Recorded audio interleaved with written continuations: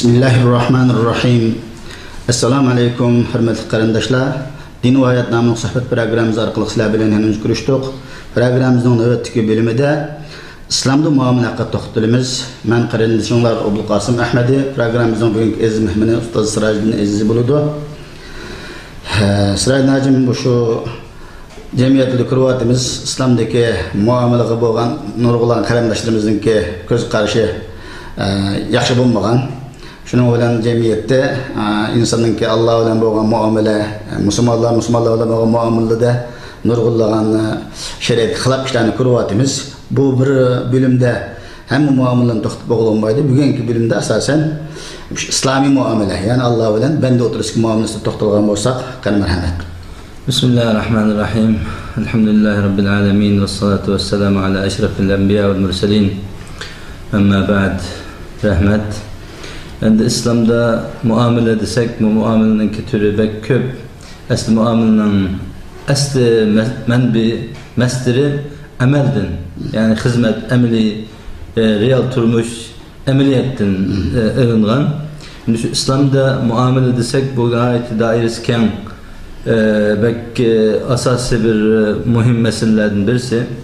Ama Kur'an-ı Kerim'de bu hadislerde bu muamelenin ki ne kadar muhimliği zikir kılınan, hatta Peygamber Aleyhisselam'ın hadisi de din muameleden ibaret degen bir hadis var. Gerçi bu hadisin ulemalı bazıları aciz, zayıf desimi, ama şu hadisin asası mezmunu zaten hakikaten muamelesi yaxşı bolmagan insanın dini yaxşı bolmaydı. Hem de muamele degende muamelenin ki en birincisi insan özünün yaratkan igisi Allah bilen bolgan muamelene göz tutuz emdi. Bunda bolgan iken hakiki Allah'ını tunuş, yaratışını tunuş, özünün kimliğini tunuş. Bu nereden peyda oldu, nemiş kılıvatıdı, neye baradı, bu insanın hakiki mahiyeti nime? Meni hakiki yaratkan Allah'ın tanıdın mı, tanımadın mı? Bu meseleni bilişinin özü hakiki İslam'daki muameleden ibaret. Yani şunun için Kur'an-ı Kerim'de mi önde? Allah SWT nurgun urulluda insanların emel kılışka, bilgenliği emeliyette ispatlaşka buyurgan.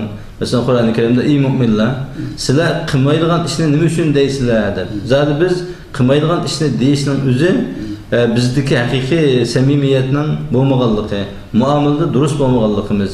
Yani şu muamele deyilganimiz Allah bilen bolgan muamelede bizning akidemizde to'g'ri durust bo'lishimiz, ahlakımızda durust bo'lishimiz ve başka ibadetlerimizde durust bo'lishimizni şu muamelenin hakiki to'g'ri ya noto'g'ri bo'lganligi şu özümüzün emeliyetimizde belgilaydi.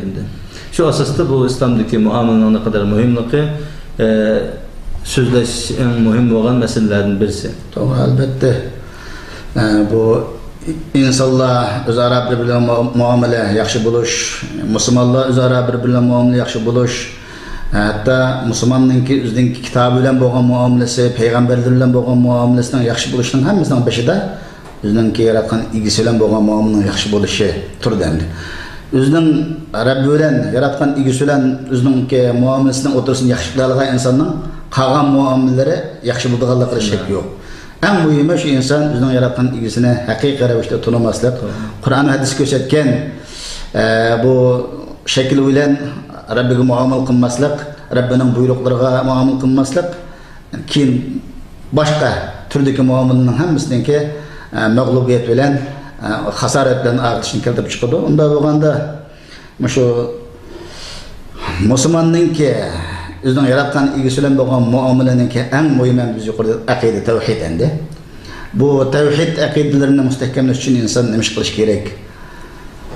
Yani şu insanlarınki muamelede Allah bilen bolgan muamelede asıl degende en mühimi insan özünün akidesini doğrulaşı, yani hakiki türde Allah'ın yaratılışı, yegane tanıdışı yok.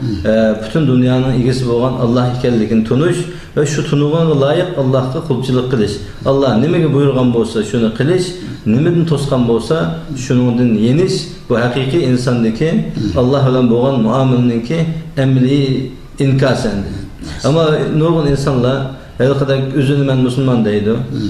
Ama kılgan işleri, hareketleri, meyli ibadeti de olsun namaz okumaydı. Namaz okusa namazın cahil okumaydı. Başka İslam'daki körsetmeleri, mesela İslam'ın 5 asası var. Onun için Allah iman keltirdiğin imanın 6 asasları var.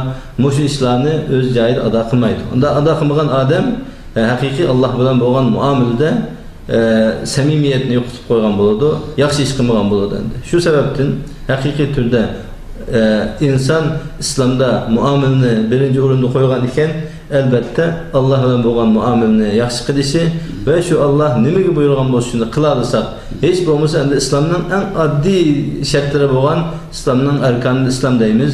Buni ado qiladigan vaqtida inson haqiqiy turda Allah bilan bo'lgan muamelesini yaxshilagan bo'ladi. Yani şu muamelni başlab o'tgandek bizning aqidamiz, axloqimiz va ibodatlarimizda Allah'ın ko'rsatmasi bo'yicha ish qiladisak, haqiqiy muamelani yaxshi qilgan bo'lamiz. Ama o aqidada shunda inson Allohning haqiqiy birlik barligini tunish va o'zining islomini yaxshi qilish.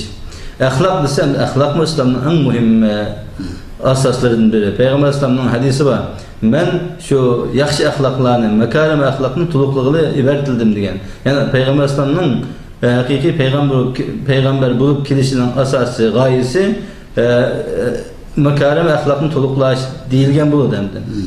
Gerçi Peygamber Aleyhisselam bütün dünyaya rahmet bulup ibartilgan ve Allah'ın dinini yetkizgen ulug' zat bo'lsa-mu, ama şu makarim axloq, insanın axloqi birinchi o'rin turadi. Onun için ibadetlerdi.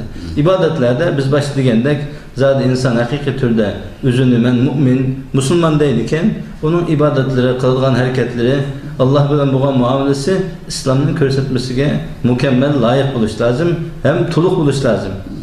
Bir muhim mesele, yani İslam mükemmel bir narsa.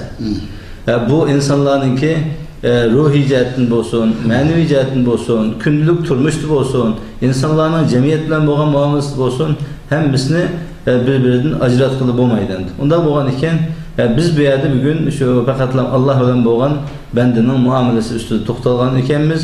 Albatta insonlar ibadetda, axloqda, aqidada bu 3 asosni yaxshi qilsa, Allohga bo'lgan muomalani yaxshi qilgan bo'ladi. Undan keyin boshqa ishlar o'tirib chiqishga boshlaydi. Afsusan bu cemiyetimizde nurg'ulgan kishilar Allohning borligiga ishonadi. Hemen Allah'ını tanıdım deydi. Afsus o 5 namazını Allah'ın buyruqlarına sel qaraydı. Ko'nglim yaxshi deydi. Allah'ın barligiga ishonma deydi. Allah'ın buyruqlarına sel qaraydı. Bu vaqt ketkizib qo'ydi. O halen bu İslam'daki Allah'ın buyruqları, cheklemeleri endi. Bunda qaraydigan bo'lsak, hammasini tegediki hikmetlerge hem ibadetler insanın o'zining manfaati uchun. Allah'ın ibadet ihtiyacı yok ki. İbadetke bizden ihtiyacımız var. Şu ibadet arkalık bizim kalbimiz güzel olsa, şu arkalık cemiyetimizi hatırlayacağım kişinin eziyet kılmasak, özümüzü ziyan zahmetin sakınlığı müdafaanlığı yaşasak, dünyanın cennetine, ahiretin cennetine çiğsinken Allah'ın maksadı şu kenendi. Sus cemiyette bu ya namazlı, bu İslam'ın asas erkalları aynı. Eğer kaydık memesi insanlığa. Nayet yengil. Onun üstüne her bir İslam'dan kılmadığın çeklimleri, onun maslahatı, fayda, menfaati insanların üzüge kayıtlıken. Bu meselede Peygamber Aleyhisselam'ın meşhur bir hadisi var. Peygamber Aleyhisselam sahabalığa müflis, yani müflis diyen hem işte ziyan tatip, fakatlam veyran bo'lgan insan kim bilemsizler degende veyran bo'lgan insanlı sahabalarning javobiga shunday pul dunyosidan, mal dunyosidan hammasidan ajrab qolgan odamni biz shunday muflis deymiz degende Peygamber Aleyhisselam muflis o emas. İnsan namaz okuydu, ro'za tutadi, zakat beradi, ibadat qiladi.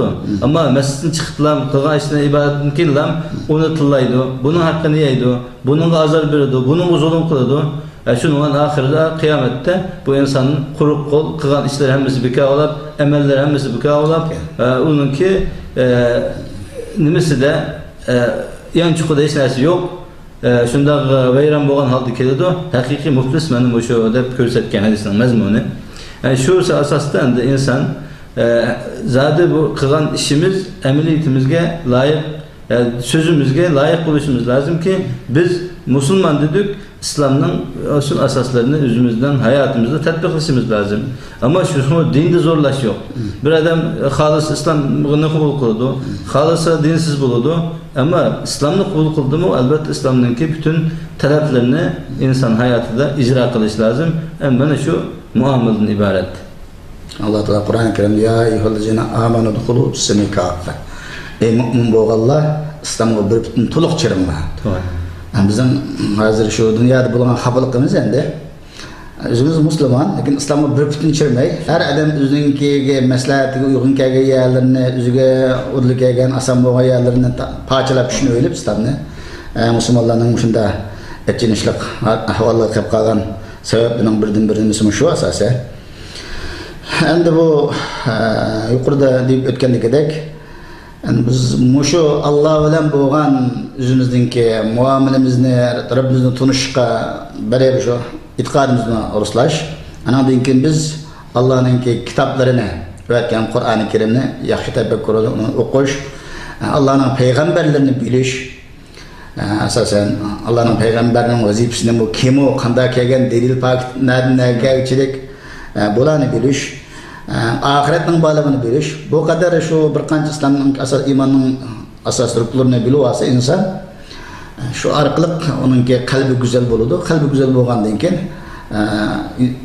Rabbi bilan bo'lgan muomala go'zal bo'lgandagidek qolgan insonlar, o'zining qarindoshlari, atrof urug' tuqqanlari, musulmon, g'ayri musulmonlar bilan bo'lgan muomalaning yo'llarini hammasi aydinlashadigan gapkan. Endi shu qarindoshlarimizga jumladan o'zimiz ham Allah bilan bo'lgan muomalamizning yaxshi bo'lishi, imonimizning kuchayishi uchun nima ishlarni qilishimiz kerak, nima tavsiyalar bor? Endi Payg'ambarning yana bir hadisi bor. Hasibu anfusakum qabla an tuhasabu degan. Endi sizlar inson o'zini Allohning oldiga hisobga berishdan burun o'z nafsinglarni hisob qilinglar. Endi o'z nafsimizni hisob qilish uchun zodi biz o'zimizni mu'min, musulmon, yaxshi kishi deymiz. Ama zaten bizden ameliyetimiz, kılıvatkan iş hareketimiz, kişilerden boğan muamelimiz, Allah'dan boğan muamellerimizde zaten biz şu İslam'ın hakiki ruhu boyunca, İslam'ın körsetmesi boyunca, dininin mizanı boyunca hizmet kılıvatandık, kılmavatandık. Bunu her kandak insan özü biledendi. Şu sebepten de insan devamlı Allah'dan boğan muamelesini yaxşılaş için her günü özünü hesap edip duruşu, zaten nime işlerini doğru kıldı, nime işlerini hata kıldı. Yani ben de Allah'ın oturdu ki hesabını Allah özü bilgileydi. İnsan bakatlanma, taşki dünyadan muamele kılındı. Ama eski dünyamızda Allah'dan kıldığın muamelemizni, ibadetimizni doğru kılarsak, hakiki türde biz şu İslam'ın din muamelesini ibaret degen bu mizanğa yaxshi to'g'ri kelgan bo'lamiz. Shu sababdan inson, har bir inson o'zining zodi qaysi yo'lda ketayotganligi, nima ish qilayotganligi, Alloh bilan bo'lgan muomalasida qaysi xatolarni qilayotganligi hammasini yaxshi biladi.